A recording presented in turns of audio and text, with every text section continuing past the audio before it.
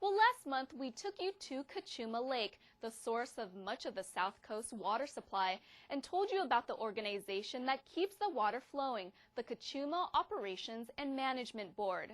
Well, this month, Channel 18's Dominique Blocker introduces us to COM's partner organization that helps people not only get water, but also helps an endangered species.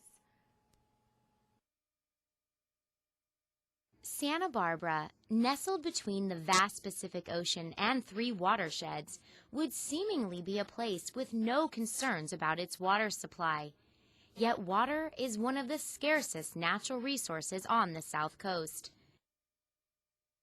Santa Barbara's average rainfall is 18 inches a year, only 8 inches more than regions classified as arid or desert. With water scarce and the supply from Lake Cachuma being divided among numerous municipalities and water districts, the Cachuma Conservation Release Board, or CCRB, was established to protect the water rights of the city and local water agencies along the South Coast. There's an old quote that whiskey is for drinking and water is for fighting over.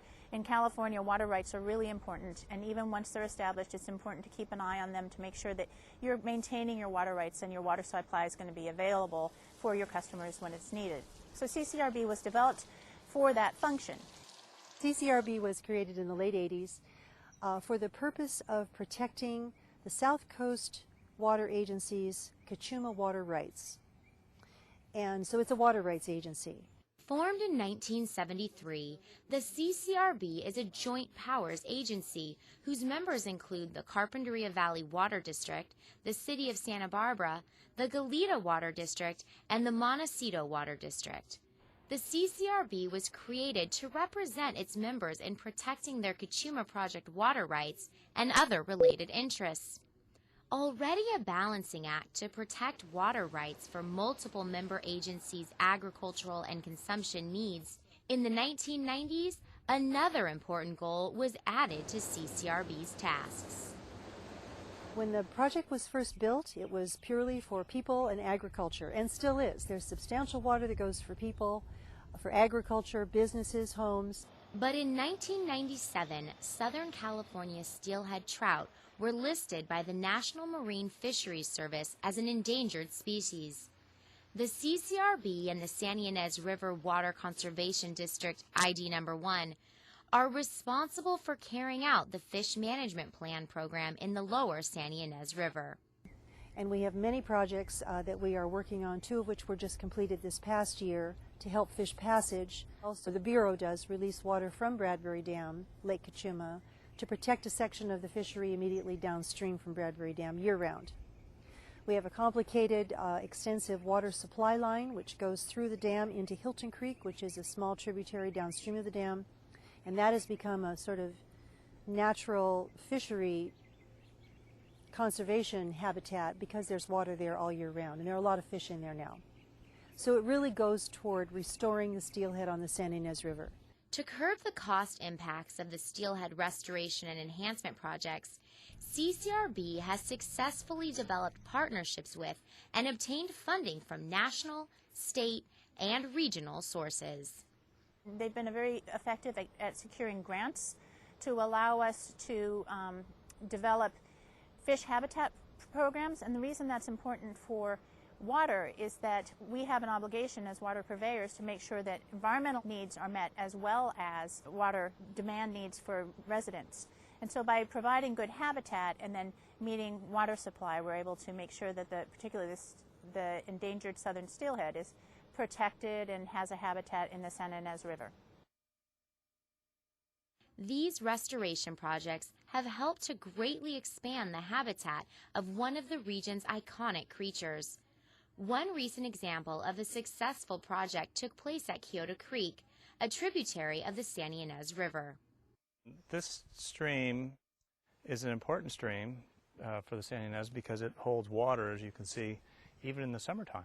So when steelhead come up from the ocean and spawn and the young ones rear, this is a good spot to come to because there's water here, and a lot of places downstream there isn't any water. So we're doing our best to open up this habitat and the watershed above here for steelhead to be able to come in here. Now, This stream here has a road that goes through it. This is Refugio Road.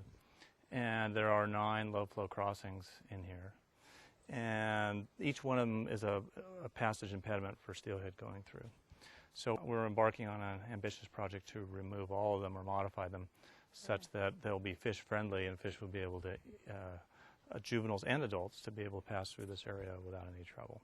Projects like this bridge crossing on Kyoto Creek and others are done to benefit the steelhead. But in the end, by adding trees and other native plants and also creating safer roadways, the steelhead aren't the only beneficiaries. The bridge was very narrow, very tight turn, had a really poor guardrail that somebody could, walking or be knocked off on their bicycle or fall through, or a car could go over the edge. So now we've got these really nice guardrails in here. It's very, very safe, much better. And then it's also good for the landowners that needed to take larger trucks through here to be able to access the upper part of their property. Now keep in mind that this is a road that goes up to the top of the ridge, so for fire suppression and fighting, this is the main thoroughfare up to that ridge. And those bridges were too tight for big bulldozers on trailers to go over. And this one now is ready for any sort of load you could possibly think of. So it's a much better project for lots of people, as well as the fish. And for those who think the improvements are nice but unnecessary? Well, those fish are native to this area here, and a lot of things that we as in humans have done have kind of made it hard for them to continue to live. But you could also look at it as steelhead they're kind of a litmus test for how the environment is doing in general. And so if the steelhead are doing well, we're doing a good job in preserving our riparian corridors in the watershed, we're not putting chemicals out here or extracting too much water or whatever, then it's a good sign that we're being good stewards of the environment. So you could use these guys, you could think of them as kind of ambassadors of the environment. And if we can do something to improve their situation, then chances are good we're improving our situation and where we're living and our quality of life. Our main goal through CCRB is to find a balance between providing water for people and agriculture and protecting our water supply, because it's critical that we do that. But also we have to protect the endangered fish.